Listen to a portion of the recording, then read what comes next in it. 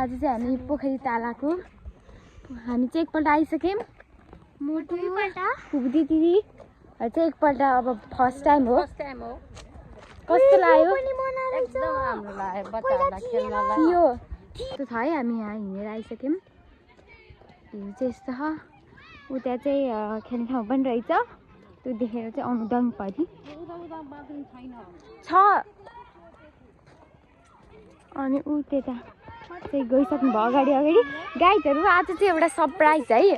आज चाहिँ हामीसँग एउटा नयाँ मान्छे पुन्टे पनि आइछे।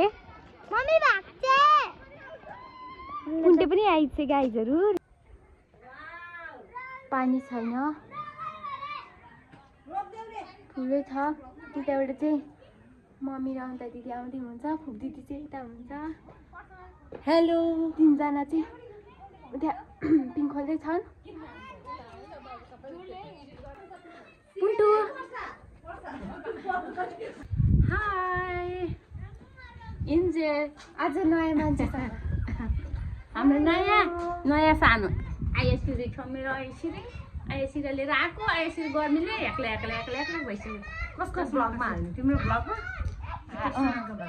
ए ल उपासना त नजल तेरो एक्जाम चलिरह।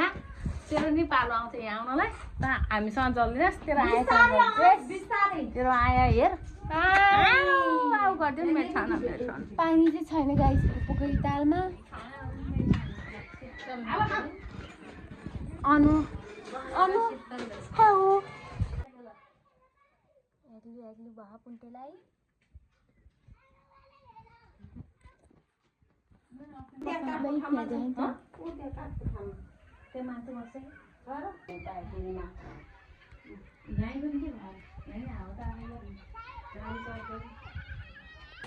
केलाई हेरेको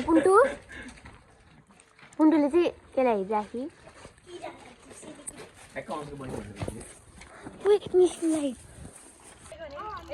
पानी खाऊ नखाइदियो। नुहाइदिन्छ हेर ल। अरे हादी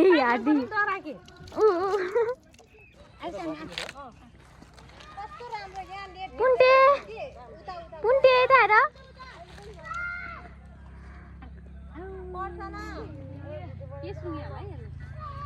सुहाएर हो कि